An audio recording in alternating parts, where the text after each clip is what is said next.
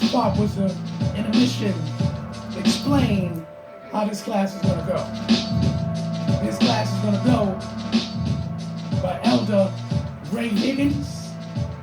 And basically, it's talking about the council that created Jesus Christ by Ray Higgins, the doctor. There's another elder. And from time to time, I'll be walking in and out. And for those who want to know me, I am Chocolate Amun. If it's your first time watching my video, you can go on Facebook, or you can watch me or all my other videos on YouTube. But let me explain something to you clearly. This is nothing but education. It has nothing to do about religion. So I'm not no pastor, I'm no preacher, no reverend. I'm not an astronomy, mathematician, I'm not even an archaeologist. But I tell you what I am the messenger. And I'm here to deliver the message. Personally, my opinion, we need to stop going to church and we're not getting the true information. Yes, hear me out. Because you're not getting the education that you're supposed to learn. You're not knowing who you are. You know what they want to tell you. Most reverends and preachers and pastors, they teach you on the Greek theology.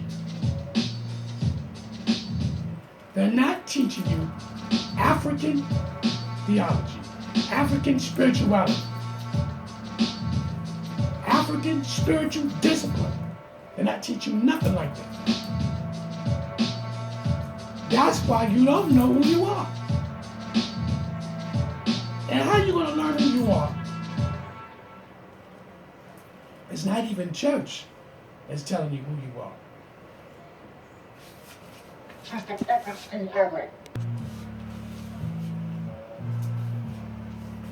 So remember this. Pay attention. Dr. Ray Higgins is going to explain to you as I show you on a monitor here. So from time to time I will come in and out to give you my definition and explain my opinions. For further ado, but before we do that, let's pay all due respects to the Creator.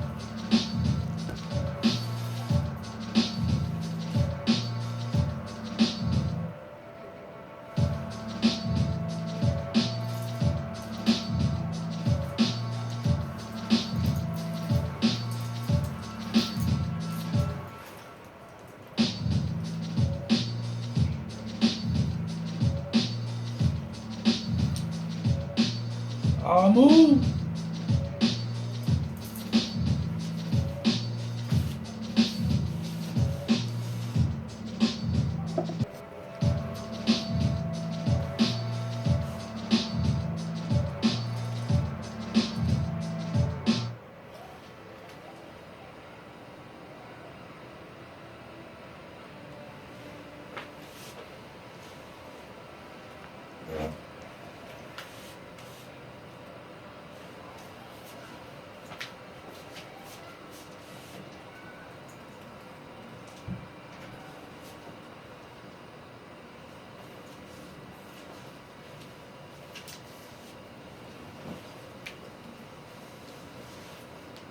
As always, I'd like to take a moment before getting into this message to just say up front,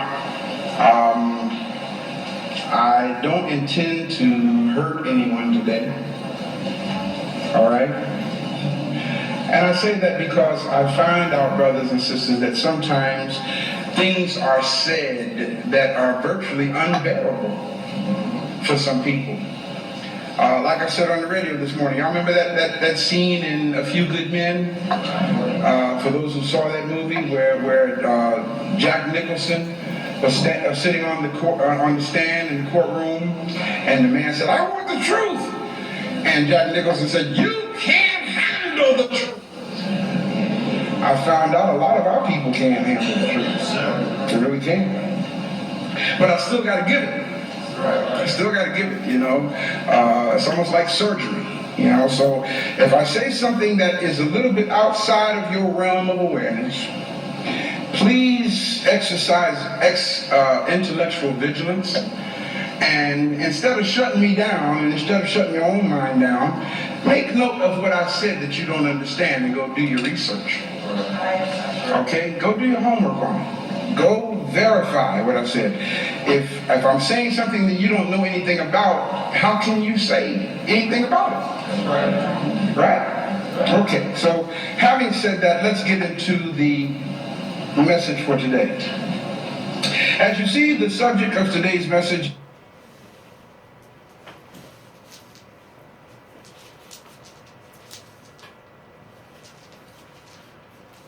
All right. This is just a short message, clearly. Brother Higgins, Dr. Higgins, please get your information down pat. Get your pencils, get your paper, and write information. It's self-explanatory. Get the information and do your research. Cross-reference, please. This is all about educating you. When you learn how to educate yourself and stop allowing somebody else to put information in your head, and you just walking on their assumptions on what you think is possibly true. But when you do your research on your own, trust me when I tell you, you will never be the same. Further ado, let's get back into Brother Higgins. Is Nicaea, 325 AD. AD stands for Anno Domini. It does not stand for after the death of. Okay? Anno Domini is Latin, which means in the year of our Lord. What's really deep, brothers and sisters, is this really ought to tell you something. How the Gregorian calendar has been completely adjusted around the existence of someone that the Roman Catholic Church made up. That's some deep stuff. I mean, they actually started counting time down up to a certain point. You know, BC, or BCE before the Common Era. Then it comes to a certain point in history, and then they start counting up again. Okay? So here we have, this is 2006. Right? According to who? You mean tell me we've only been here 2006 years? No. Actually, I think this is 6,746. According to, if I'm correct on that, according to, and that's called after the founding of Kemet, AFK. So according to the ancient African calendar, or the first stellar calendar, this year would be 6,746. Y'all follow what I'm saying? Okay? Now we got a problem with that. Okay? Because that's after the founding of Kemet. That's just the calendar found in Egypt. You follow what I'm saying? And those of you who are going with us to Kemet this year, you'll get at the Temple of Dendera, you'll get to see the first stellar in the observatory there. You'll get to see the first zodiac that was used. Okay? Which they copied all that from. That's some deep stuff, because if we're talking 6736 or 6736 after the founding of Kemet, and yet Kemet is the child of Ethiopia. Y'all follow what I'm saying? Okay? And the civilization that came into Kemet with full knowledges of the math, of math and sciences and horticulture, out of agriculture. Y'all follow me? So how far back does African consciousness really go? If you do some research on what is called the Hutu and the Twa, you'll see that their history dates back almost 400,000 years. What What number did I just say, y'all? Almost 400,000 years of history of African people. Why don't they want us to know this? In order for those who have been misled to begin to see correctly, and you need to understand, y'all, a lot of us don't see correctly. We see what we've been given to see. We see through the lenses that were assigned to us. And in order for us to begin to see correctly, we must have a clear analytical understanding of the origin, the strategies, the mechanics, the purpose, and methods of the device that has blinded us in the first place. Now let's look back at that. First of all, have you identified the device that got you blind? Think with me. Have you identified it? Most of you have not. Most of you say, the white man. Okay. And then how do you address that? You have to specifically identify the device that has miseducated you. Look at its origin. Go to the origin of it. Look at the strategy inculcated into it. What is the strategy behind your blindness? What's up with that? What is the mechanics of it? What is the purpose of it? Why have they purposed to miseducate you? Why? And then look at the methods that they have used to implement their design. And the number one method that's been used to implement this design upon our people is religion. Why is that? Why didn't they use economics to attract us? Because we're not materialistic people. We're not capitalists by nature. Why did they use religion? Because by nature we are a spiritual people. By nature we are attracted to things pertaining to God. So because we're attracted to things that's pertaining to God, they use things pertaining to God to snare us and hook us and place us under arrest and incarcerate our minds till we become dysfunctional and powerless.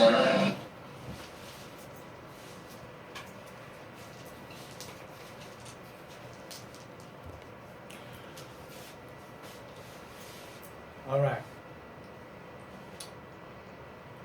Understand clearly that Dr. A. Higgins is not the only scholar, reverend, and for the note, Dr. A. Higgins is and was a preacher, pastor, whatever, however you want to call it. Let's make this noted. He was a reverend who had his own church. Okay? What made him reconstruct his mind and diverse from religion, he's been saying the word research. Research. He made a pilgrimage to Kemet. He made a pilgrimage to Kemet. When you start doing your research and start to understand that how they use religion to captivate the melanin race, which is the dark race. I'm only going to use black because y'all will be able to identify it a little bit more quicker. I hate to use the word black because black is a code text word. It should just, we shouldn't even be using it, but y'all understand it more quicker. But Dr. A. Higgins went on a pilgrimage, not on his own. With him and a bunch of other people, there's another master teacher. His name is Ashra Quasar. Write that down. Ashra Quasar. Okay? So, Ashra Quasar. Now, for anyone who needs to spell, I'll spell it for you. Capital A-S-H-R-A. Ashra Quasar. K-W-E-S-I. I will say it again. Ashra, A-S-H-R-A. K-W-E-S-I. Quasar. Master teacher from the Kemetic history. Ashra Quasar and his wife been doing pilgrimage for years. So this is how Ray Higgins winds up going to Africa, to Kemetic, which y'all call Egypt. And from that point on, he begins to learn and do research to get a better understanding about Dr. Ray Higgins, or pastor, but he's not a pastor no more. So, let you know that a lot of these teachers and scholars that I'll be showing you, and elders, these are elders who's been doing this for a while, is that they have walked another path. They've been in a religion, so they understand. So, without further ado, let's get back into the teachings.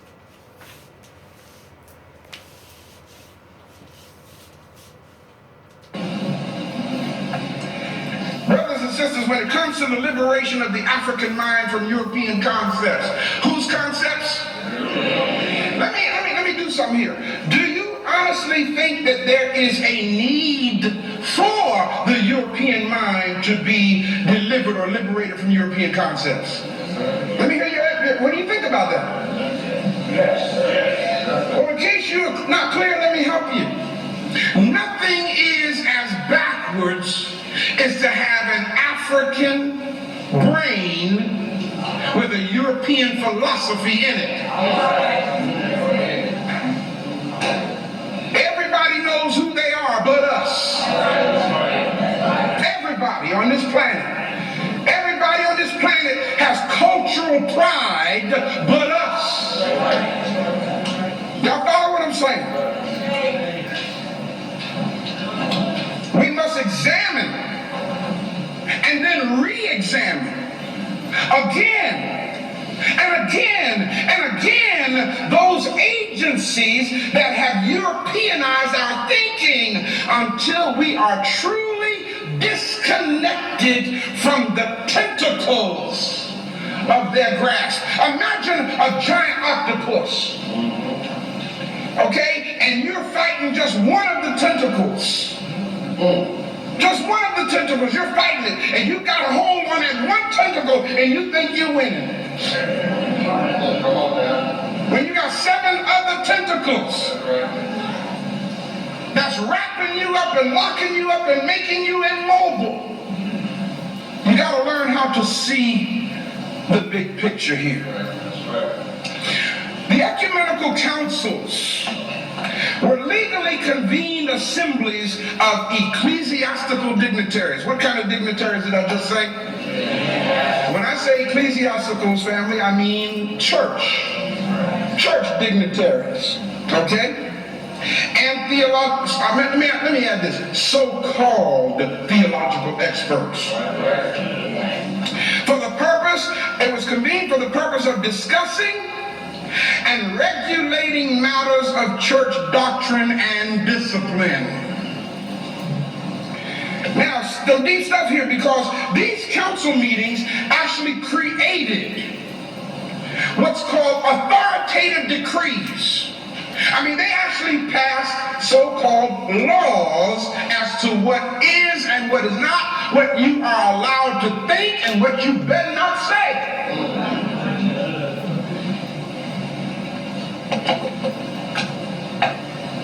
Let's look at this. The Council of Nicaea. 3 things I want to cover here today about that council. The cause of the council, why was there need to convene this council in the first place? Let's understand that. What was the decree that came out of the Council of Nicaea? And what was the outcome of the council itself? All right, let's look closely at this. What caused the council meeting at Nicaea? Well, to understand that, we have to go back to the first European pharaoh in history. His name was Ptolemy the First Soter. I told you I was going to present some archaeological evidence. This is what you mean. This is what I mean when I say evidence that demands a verdict. This is not somebody that we just made up. Here's a coin that dates back to this man's administration. The first European pharaoh. He was the beginning of what is called the Ptolemaic dynasties of ancient Egypt. I take that back. There's no such thing as an ancient white person. Did y'all hear what I said? They ain't been around long enough to refer to them as ancient. Okay, so if they're doing anything, it's recent. It's Johnny come late. Here you have this man, Ptolemy the First.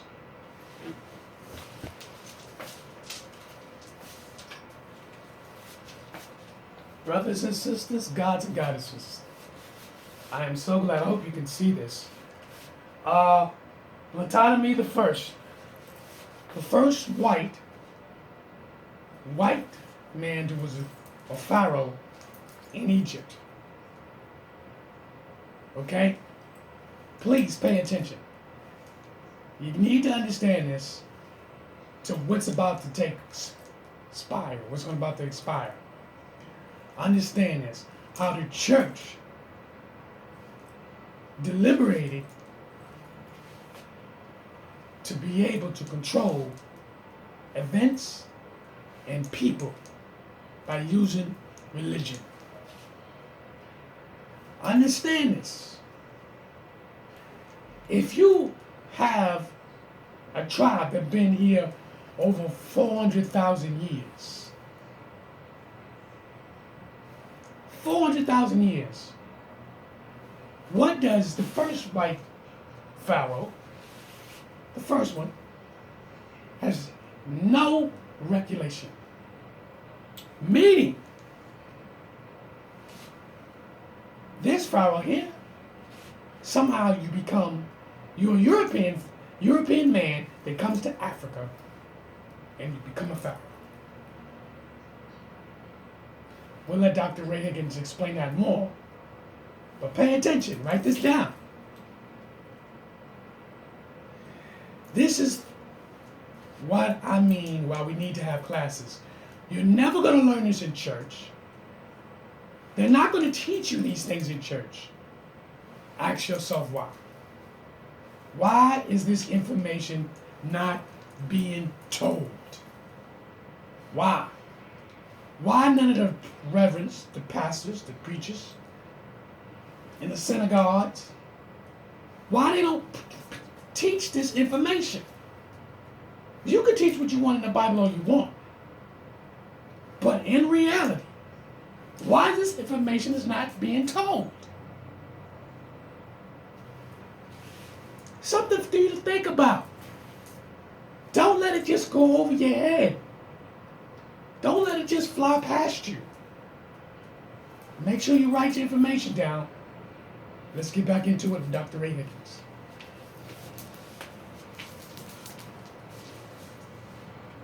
Also known as Soter.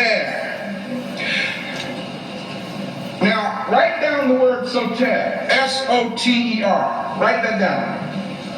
You can see the years of his life, 367 to 283 BCE, approximately in there. Whenever you see CA before dates, that means circa, it means approximate. Did you write down S-O-T-E-R? Yes. Now, after that, write in parentheses, just make parentheses, but you're going to continue the word. biology.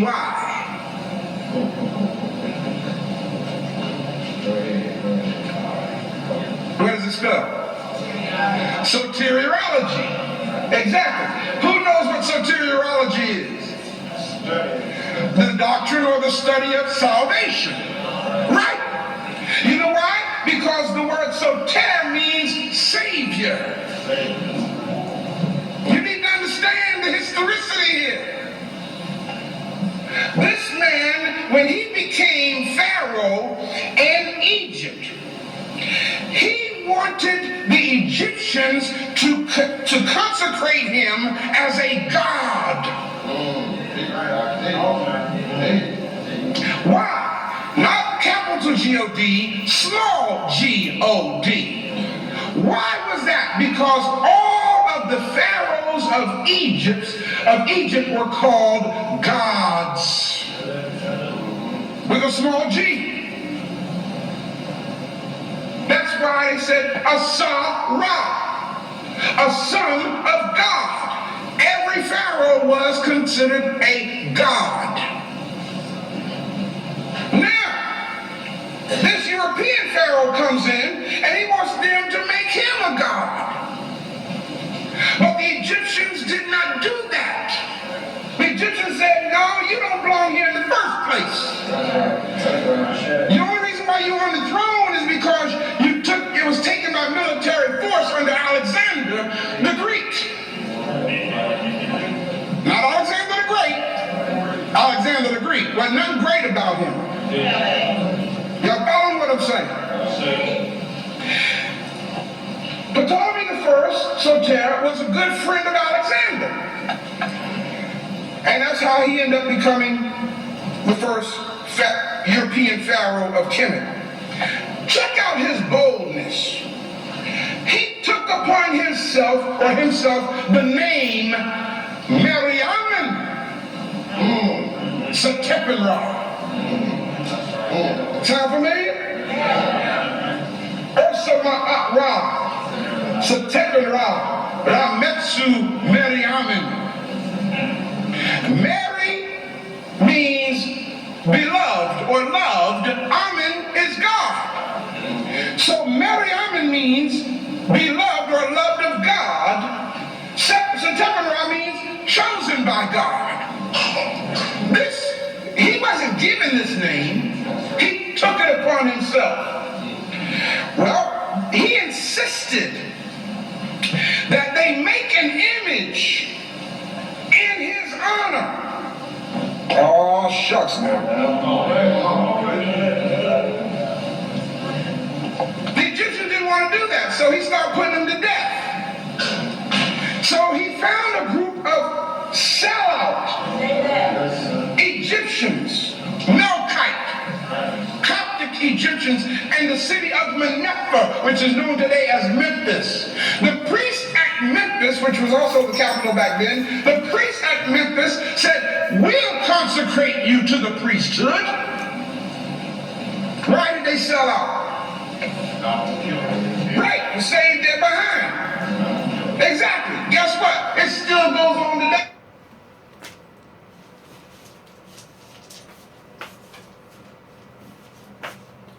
Brothers and sisters, part 1 is over, and I want to thank you. I really hope you got a good taste of it, because I have.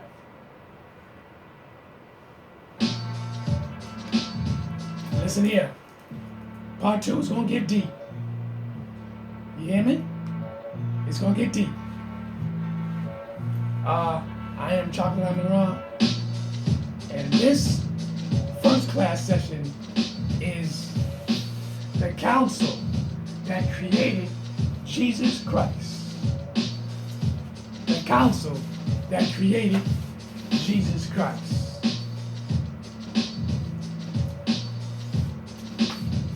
Oh, we're going to know. We're going to understand this. We're going to break it down piece by piece. The doctor, the elder, Ray Higgins, he's going to break it down, and I'm going to put in my input. We ain't playing games here. This is class. And we are in. This is class number 2. So if I said 1, excuse me. Because the first class which was an intermission. For me to surprise you. We got to understand where religion stands, why you even going to church, and why you learning something that it's not from the African perspective. It's from the European perspective.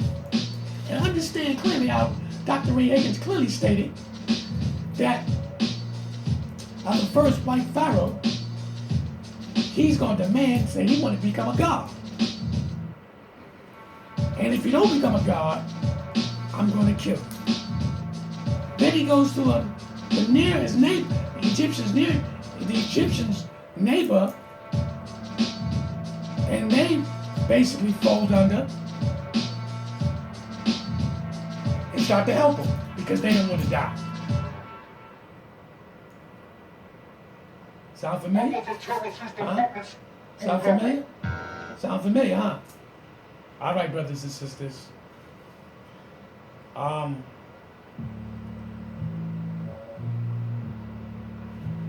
Get ready.